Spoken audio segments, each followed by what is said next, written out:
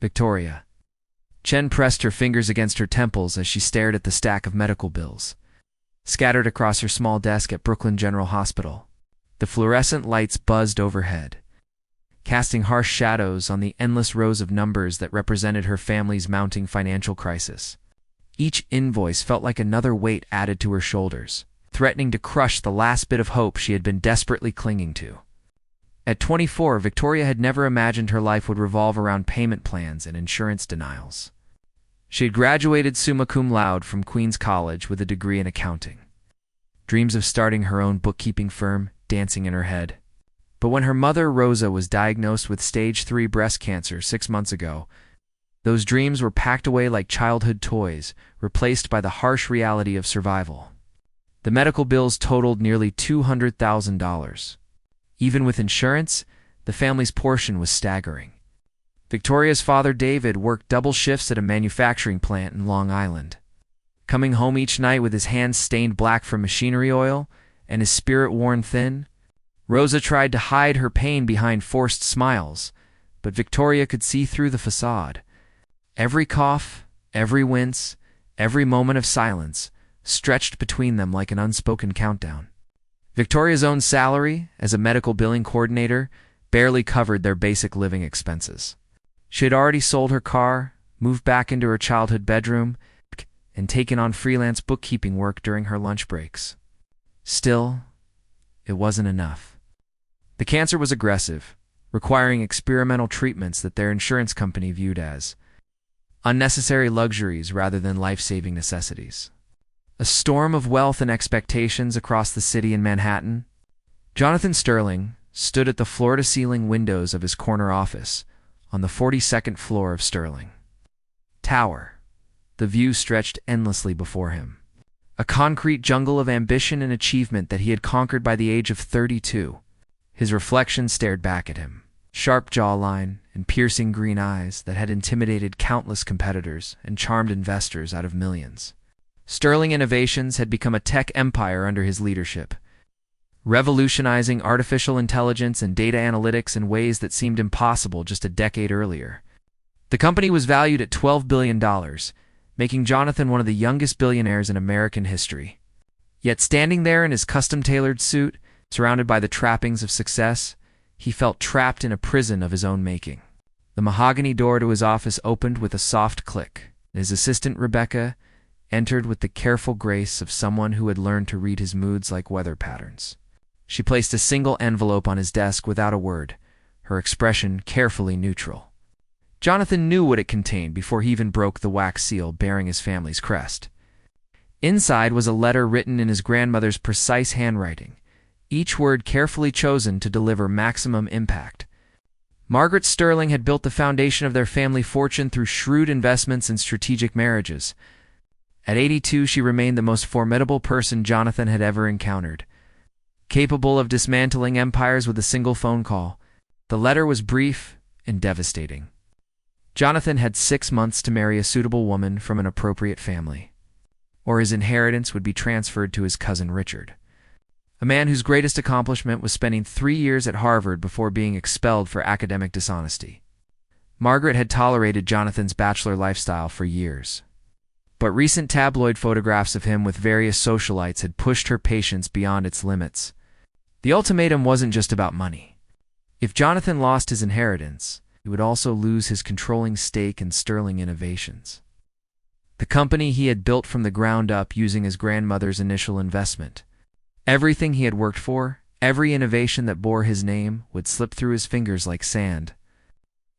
An unexpected collision. Jonathan's search for a solution led him to the most unlikely of places. A routine visit to Brooklyn General Hospital for a board meeting about their new AI diagnostic system brought him face-to-face with a world he rarely glimpsed from his Manhattan tower. The hospital's billing department was a maze of cubicles and fluorescent lighting, where dedicated workers processed the hopes and fears of thousands of families into neat rows of numbers. He had been following Rebecca through the department when he noticed her. Victoria sat at a corner desk, her long black hair pulled back in a simple ponytail, revealing the elegant curve of her neck. She was completely absorbed in her work, fingers flying across her keyboard with practiced efficiency. There's something about her concentration that caught his attention. A quiet determination that reminded him of his own drive, but tempered with a gentleness he had never possessed. Their eyes met when she looked up from her computer screen, and Jonathan felt something shift inside his chest. Victoria's face was beautiful in an understated way, with high cheekbones and warm brown eyes that seemed to hold depths of intelligence and compassion. But it was her expression of surprise, followed by quick professionalism, that intrigued him most. She didn't recognize him, didn't know who he was or what he represented. In a world where everyone wanted something from him, her genuine innocence was like discovering a rare treasure. "Excuse me," Jonathan found himself saying, approaching her desk with uncharacteristic uncertainty. "I'm looking for the billing supervisor." Victoria glanced at her computer screen, then back at him with a helpful smile. "Mr. Rodriguez is in a meeting, but I might be able to help you. Are you here about an account?" Her voice was soft but confident, with just a hint of a Queen's accent that she had never bothered to polish away. Jonathan realized this was the first genuine conversation he had had in months, free from the calculated politeness that surrounded him in his usual circles. "Actually, I was hoping to understand more about how your department handles financial hardship cases," Jonathan said, improvising a reason to keep talking to her. Victoria's expression shifted, becoming more serious. "Are you dealing with medical debt? I know it can be overwhelming, but there are options available. Payment plans, financial assistance programs, sometimes even full forgiveness, depending on your situation." The irony wasn't lost on him. Here was a woman offering to help him manage debt when he could buy the entire hospital without affecting his net worth. But her genuine concern touched something deep inside him that he had thought was permanently buried under years of ruthless business dealings. The proposition that changed everything over the next few days. Jonathan found himself returning to the hospital under various pretenses. He learned that Victoria worked overtime most evenings, that she brought her lunch from home to save money, and that she had a small picture of her family taped to her monitor. He also discovered through discreet inquiries that her mother was fighting cancer, and that the Chen family was drowning in medical expenses. The idea struck him with the force of lightning. Victoria Chen was perfect for what he needed. She was beautiful but not flashy, intelligent but not connected to his social circles. Most importantly, she had something he could provide. It was a business transaction that could solve both of their problems with mathematical precision. On a rainy Thursday evening, Jonathan waited until the billing department was nearly empty before approaching Victoria's desk. She looked up from a stack of insurance claims, pushing a strand of hair behind her ear in a gesture that he was beginning to find endearing. "We need to talk," he said simply. "Privately." Victoria glanced around the nearly empty office, then back at him with growing curiosity. "Is there a problem with your inquiry? I thought Mr. Rodriguez handled everything." Jonathan pulled a chair close to her desk, his usual commanding presence softened by something that might have been nervousness. "My name is Jonathan Sterling, and I have a proposition that could change both of our lives." He watched her face as recognition dawned. Victoria's eyes widened slightly as she processed the name, connecting it to the Sterling Tower logo, the news articles, the Forbes covers. Her hands stilled on her keyboard as she realized she was sitting across from one of the most powerful men in New York. "I need to get married," Jonathan said, his voice low and direct. "And you need money for your mother's treatment. I'm proposing a business arrangement that would solve both of our problems." Victoria's face went pale, then flushed red as the implications hit her. "I don't understand what you're suggesting." "A contract marriage," Jonathan explained, his tone as matter-of-fact as if he were discussing quarterly earnings. 2 years, completely legitimate, with all the public appearances and social obligations that would satisfy my grandmother and the board of directors. In exchange, I'll pay for your mother's complete medical care, plus $2 million when the contract ends.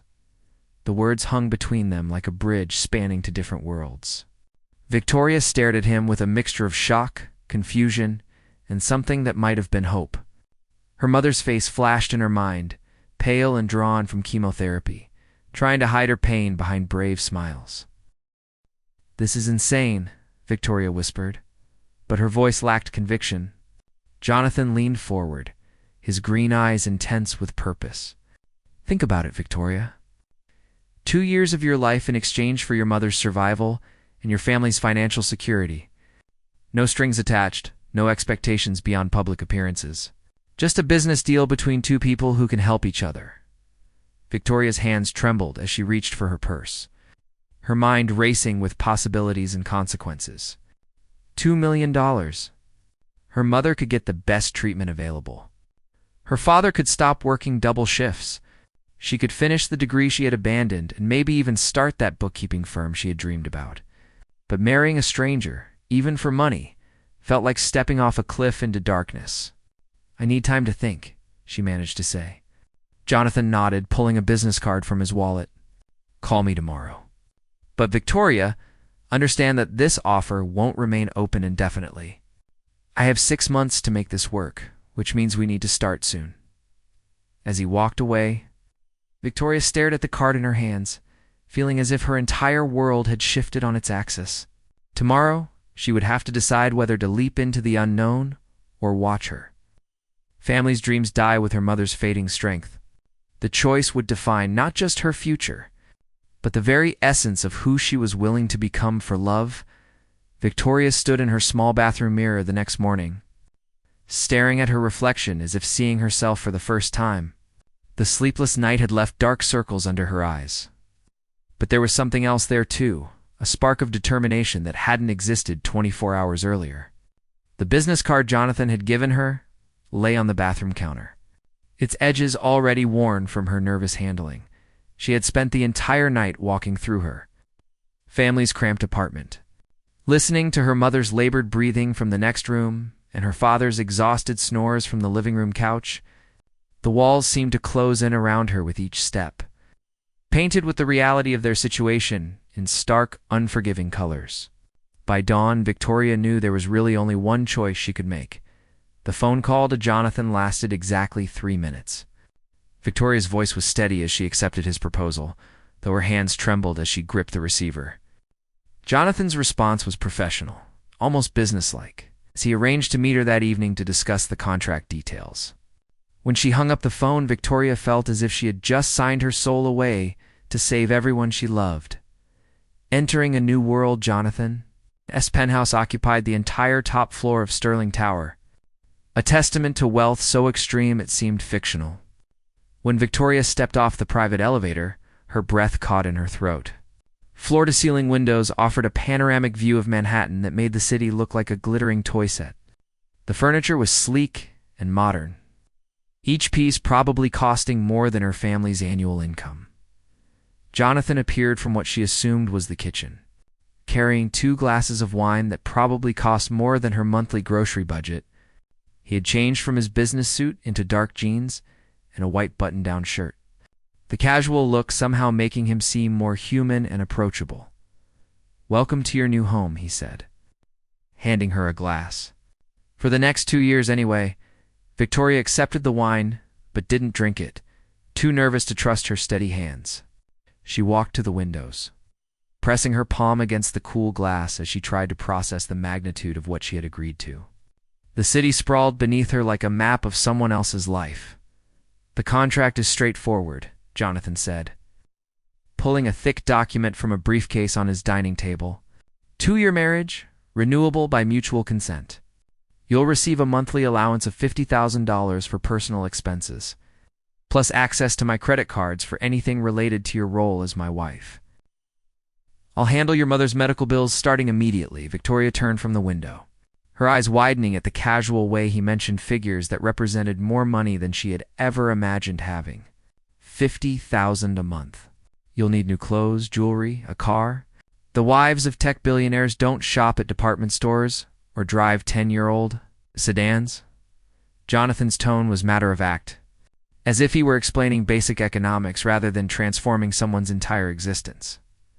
The contract was indeed straightforward, but as Victoria read through the clauses, she began to understand the full scope of what she was signing up for. Public appearances at charity galas, business dinners, social events, living together as a married couple while maintaining separate bedrooms, a non-disclosure agreement that would remain in effect even after their divorce. "There's one more thing," Jonathan said as she reached the final page. "My grandmother, Margaret, will want to meet you before we announce the engagement. She's the real power behind the Sterling family, and if she doesn't approve, this whole arrangement falls apart. Victoria looked up from the contract, seeing something in Jonathan's expression that resembled nervousness. What kind of woman is she? The kind who built a business empire in the 1960s when women weren't supposed to have opinions, let alone boardrooms? Jonathan's smile was rueful. She'll test you in ways you can't imagine. But if anyone can handle Margaret Sterling, I have a feeling it's you. The transformation begins. Next 3 weeks passed in a whirlwind of preparation that felt like being swept up in a tornado of silk and diamonds. Jonathan hired a team of specialists to transform Victoria into the woman who could believably be his wife. A personal stylist named Carmen arrived with racks of designer clothes, teaching Victoria the subtle differences between day wear and evening wear, between charity, luncheon appropriate, and gallery opening perfect. A voice coach worked with Victoria to soften her Queen's accent without erasing her personality entirely. You're not trying to become someone else, the elegant woman explained. You're becoming the most polished version of yourself. Perhaps. The most challenging part was learning to navigate the complex social dynamics of New York's elite society. Jonathan spent hours each evening teaching Victoria about the various families, their business connections, their rivalries and alliances.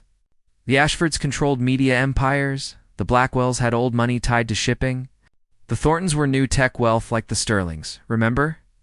Jonathan said as they sat in his study reviewing photos and biographical information, everyone will be watching you.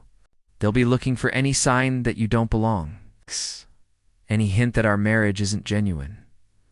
Victoria studied a photo of Margaret Sterling taken at a recent charity event. The woman was elegant in the way that only comes from decades of absolute confidence.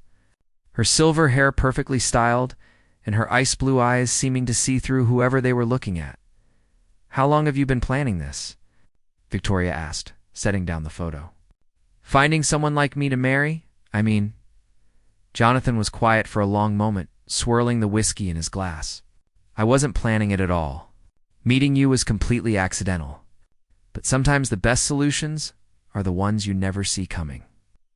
The first public appearance there, first appearance as an engaged couple, was at the Metropolitan Museum's annual fundraising gala, an event that brought together everyone who mattered in New York society. Victoria's dress was a midnight blue silk creation that fit her like it had been painted on, accessorized with diamond earrings that Jonathan had casually mentioned belonged to his grandmother. Standing in front of the mirror in Jonathan's bedroom, Victoria barely recognized herself. The woman looking back at her was elegant, sophisticated, every inch the billionaire's fiancée. But underneath the designer exterior, she was still the same person who had grown up in Queens, who worried about her mother's chemotherapy appointments and her father's aching back.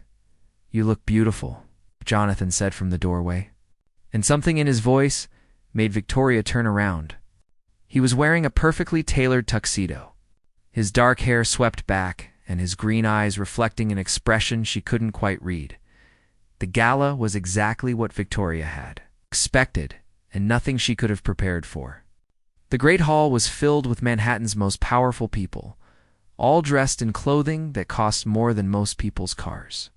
Jonathan kept his hand on her lower back as they moved through the crowd, a gesture that was supposed to be for show, but sent unexpected warmth through her entire body. Jonathan. Darling. A woman in her 60s approached them, her smile sharp as a blade. You must introduce me to your mysterious fiancée, Victoria. This is Patricia Ashford, Jonathan said smoothly. Patricia. My fiancée, Victoria Chen. Victoria extended her hand with the grace she had practiced for hours with the etiquette coach. Mrs. Ashford, it's lovely to meet you. Patricia's handshake was firm, her eyes calculating as she took in every detail of Victoria's appearance. Chen, that's not a name I recognize from the usual circles. How did you and Jonathan meet? Victoria felt her heart skip, but Jonathan's hand pressed gently against her back, a reminder of the story they had rehearsed. We met through the hospital foundation work, Victoria said smoothly. I work in medical administration. How refreshing, Patricia said, though her tone suggested she found it anything but. A working woman. How modern of you, Jonathan. As Patricia moved away, Victoria realized she was holding her breath. The encounter had felt like a test she wasn't sure she had passed. "You did well," Jonathan murmured close to her ear. But that was just the warm-up, growing closer despite the distance. Living with Jonathan revealed sides of him that the business world never saw. He cooked breakfast every morning, standing at the stove in his pajama pants with his hair tousled from sleep. He's looking nothing like the intimidating CEO who commanded boardrooms. He was kind to his building staff, remembering their names and asking about their families. He worked late into the night, not because he was driven by greed, but because he genuinely loved solving complex problems. Victoria began to see the loneliness that lived beneath his success. The penthouse was beautiful, but cold. Filled with expensive things, but lacking any personal touches that spoke of a life beyond work. His refrigerator held takeout containers and energy drinks, suggesting a man who had never learned to slow down long enough to enjoy a proper meal. Gradually, without either of them acknowledging it, they began to spend their evenings talking. Victoria would curl up on one end of his massive couch while Jonathan sat on the other, discussing everything from her college dreams to his plans for expanding Sterling innovations into renewable energy. These conversations felt more real than any of their public appearances. Moments where they forgot about contracts and pretenses and simply enjoyed each other's company. "Why did you really start the company?" Victoria asked one evening as they watched the city lights twinkle below them. Jonathan was quiet for a moment, considering the question. "My parents died in a car accident when I was 15. My grandmother took me in, but she was building her own empire and didn't have much time for a grieving teenager. I started coding because it was the only thing that made sense to me, creating something from nothing. Solving problems that had clear solutions." Victoria felt her heart ache for the lonely boy he must have been. Brilliant and driven, but fundamentally alone. "Is that why you never married before? Because work was easier than people?" "People are complicated," Jonathan said, meeting her eyes across the couch. "They want things from you, have expectations. With code, with business deals, you know exactly what you're getting. And with me?" Victoria asked softly. Jonathan studied her face in the dim light of the living room. "With you, I'm beginning to think I don't know anything at all." The moment everything changed. The shift in their relationship happened so gradually that neither of them noticed until it had already transformed everything. Victoria would catch herself looking forward to their morning coffee conversations, to the way Jonathan's face lit up when he talked about a new innovation his team was developing. Jonathan found himself working shorter days so he could come home to Victoria's presence. To her laugh as she told him stories about her coworkers or shared memories of growing up in Queens. The night everything changed started like any other. They were preparing for bed after another charity event, this one a success by all measures. Victoria had navigated conversations with some of New York's most intimidating socialites, and Jonathan had closed a major deal with a tech startup whose founder had been impressed by the couple's obvious devotion to each other. "We're getting good at this," Victoria said, as she removed her jewelry at the vanity in the guest bedroom that had become hers. "The acting, I mean." Jonathan paused in the doorway, still wearing his tuxedo jacket, but with his bow tie undone around his neck. "Is that what we're doing? Acting?"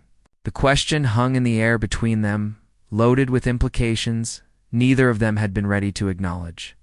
Victoria met his eyes in the mirror, and something passed between them that had nothing to do with contracts or business arrangements. "I don't know anymore," Victoria admitted, her voice barely above a whisper. Jonathan took a step into her room, then stopped as if he had hit an invisible barrier. "Victoria, we agreed this would stay professional." "I know what we agreed," Victoria said, turning to face him. "But feelings don't follow contracts, do they?" The distance between them felt like miles and inches at the same time. Victoria could see the conflict in Jonathan's expression, the war between his rational mind and something deeper that he was trying to suppress. "This complicates everything," he said, but he didn't move away. "Maybe some things are supposed to be complicated," Victoria replied, standing up from the vanity bench. They stood there looking at each other, both aware that they were balanced on the edge of something that would change not just their arrangement, but their entire understanding of what they meant to each other. The city lights cast patterns on the walls around them, and somewhere in the distance, the sounds of New York continued its eternal rhythm.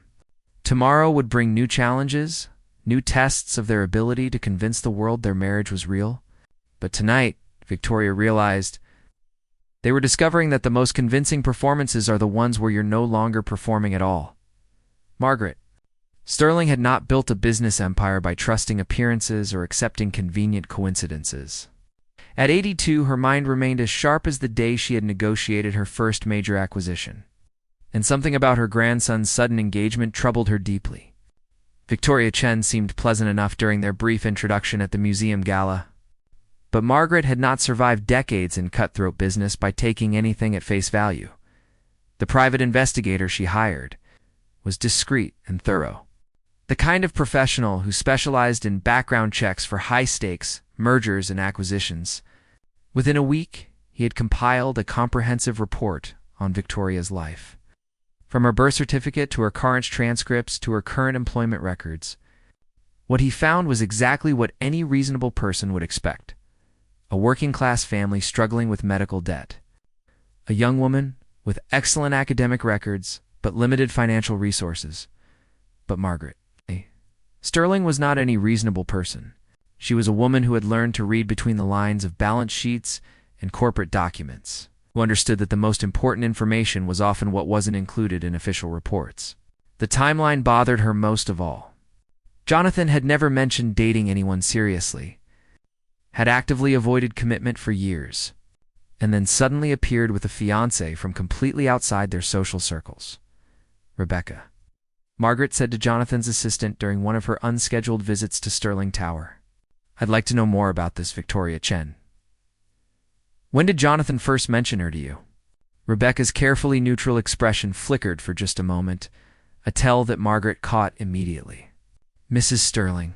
We don't really discuss Mr. Sterling's personal relationships, of course not, Margaret replied smoothly. But surely you've noticed how happy he seems lately. Love does change a person, doesn't it? The seed of doubt had been planted. Margaret knew that the best way to uncover truth was not through direct confrontation but through patient observation. She began showing up at the penthouse unexpectedly, inviting herself to dinners, creating opportunities to study the dynamics between Jonathan and you. Victoria, when they thought no one was watching, under pressure living, under Margaret's scrutiny was like performing on a stage where the audience held the power to end the show at any moment. Victoria felt the older woman's eyes on her constantly, analyzing every gesture, every word, every interaction with Jonathan. The pressure began to take its toll on both of them, creating a tension that threatened to crack the carefully constructed facade they had built. She knows something, Victoria said one evening after Margaret had left following another impromptu visit. She was pacing the length of Jonathan's living room, her hands shaking slightly as she processed the stress of another performance. Jonathan loosened his tie, looking as exhausted as Victoria felt. Margaret suspects everyone of everything. It's how she stayed in power for so long. But suspicion isn't proof. She asked me about our first date tonight, Victoria said, stopping her pacing to face him. The specific restaurant, what we ordered, how you proposed. I gave her the story we practiced, but she was writing down my answers, Jonathan. Writing them down like she was collecting evidence. The weight of their situation settled between them like a storm cloud. They had been so focused on convincing the public that their relationship was real that they hadn't fully considered how deeply Margaret would dig into their past. Every inconsistency, every gap in their shared history could become a weapon against them. Maybe we should call this off, Victoria said quietly, before it gets worse. Before someone gets hurt, Jonathan crossed the room in 3 quick strides, taking her hands in his. Victoria, your mother started her new treatment protocol last week? The doctor said she's responding better than they hoped. We can't stop now. The mention of her mother hit Victoria like a physical blow. Rosa had indeed been responding well to the experimental treatment that Jonathan's money had made possible. The color was returning to her cheeks. Her energy was improving, and for the first time in months. She was talking about plans for the future. How could Victoria risk that progress for her own peace of mind? The deeper connection as Margaret's investigation intensified. Jonathan and Victoria found themselves drawing closer together, united against the external pressure that threatened their arrangement. The line between performance and reality continued to blur as they spent more time preparing their stories. coordinating their responses, learning to read each other's expressions and body language with the intimacy of a couple who had been together for years rather than months. Late one night, as they sat in Jonathan's study, reviewing potential questions Margaret might ask, Victoria found herself studying his profile in the lamplight. He was concentrating on a list of their supposed anniversary dates. His brow furrowed in the way she had learned meant he was processing multiple variables simultaneously. "Jonathan," she said softly, "what happens after the 2 years are up?" He looked up from the papers, meeting her eyes across the desk. "The contract ends. You get your money. I keep my inheritance. We go back to our separate lives. Do you want to go back to your separate life?" The question hung in the air between them, loaded with implications that went far beyond their business arrangement. Jonathan set down his pen, studying Victoria's face in the dim light. "I don't know," he admitted. "A few months ago, the answer would have been yes, without hesitation. But now, this feels more real than anything I've experienced in years." Victoria felt her heart skip as she processed his words. "The pretending, you mean?" "No," Jonathan said, standing up and walking around the desk until he was close enough to touch her. "Not the pretending. The moments when we forget we're supposed to be pretending." He reached out to brush a strand of hair from her face, and Victoria felt electricity shoot through her entire body at the simple contact. They had touched countless times in public, held hands, posed for photographs, played the part of devoted lovers. But this touch was different, private, meant for no audience but themselves. "Victoria," Jonathan said, his voice rougher than usual, "there's something you should know. Something that changes everything about why. Margaret is so determined to find fault with our relationship." The revelation, Victoria's heart began to race as she saw something in Jonathan's expression that looked like fear. "What is it?" Jonathan took a deep breath, as if preparing to jump off a cliff. "The inheritance isn't just money and stock options. There's a clause in my grandmother's will that I've never told you about. If I'm married when she dies, my wife inherits half of everything. Half of Sterling Innovations, half of the real estate portfolio, half of the investment accounts." The words hit Victoria like a physical blow. She stepped back from Jonathan, her mind reeling as she processed the magnitude of what he was telling her. Half of everything. "Jonathan, that's billions of dollars. 6 billion, give or take," Jonathan confirmed. "Margaret isn't just protecting the family reputation. She's protecting the family fortune from a woman she sees as a fortune hunter who trapped her naive grandson." Victoria felt sick as the full implications settled over her. "She thinks I researched your family. Planned this whole thing to get access to your money. From her perspective, it makes perfect sense," Jonathan said. "A working-class woman with massive debt suddenly appears in my life and marries me within months. If I die, or if we stay married until Margaret passes away, you'd become one of the richest women in America." The room felt like it was spinning around Victoria as she struggled to breathe. Everything made sense now. Margaret's intense scrutiny, her detailed questions, her obvious suspicion. The older woman wasn't just protecting tradition. She was protecting an empire from what she saw as a calculated threat. "Does the contract we signed mention this inheritance?" Victoria asked. Jonathan's silence was answer enough. "You lied to me," Victoria said, her voice barely above a whisper. "Our entire agreement was based on incomplete information." "I told you I would pay you $2 million, Jonathan said. "I never intended for you to know about the inheritance because I never intended for us to stay married long enough for it to matter. But now?" Victoria asked, though she wasn't sure she wanted to hear the answer. The test of truth, the confrontation, came sooner than either of them expected. Margaret arrived at the penthouse the next evening without warning, accompanied by her lawyer and the private investigator. Victoria heard their voices in the foyer and knew immediately that the careful house of cards they had built was about to come crashing down. "Jonathan," Victoria, Margaret said as she entered the living room, her voice carrying the authority of someone accustomed to controlling every situation, "we need to talk." The private investigator placed a thick folder on the coffee table, and Victoria felt her stomach drop as she recognized copies of documents from her life, employment records, medical bills, even photographs of her family's apartment building. I've had some interesting conversations with people who know you, Victoria, Margaret continued. Your former co-workers at the hospital, your neighbors, your college professors. Would you like to know what I found most fascinating about their descriptions of you? Victoria forced herself to meet Margaret's ice-blue eyes, drawing on reserves of strength she didn't know she possessed. What did you find, Mrs. Sterling?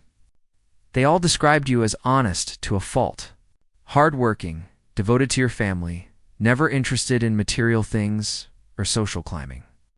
In fact, several people mentioned that you had turned down dates with wealthy patients' sons because you didn't want people to think you were interested in their money. The room fell silent as Margaret's words sank in. Victoria realized this wasn't an accusation, it was something else entirely. So imagine my confusion, Margaret continued, when I tried to reconcile that description with a woman who would supposedly seduce my grandson for his fortune.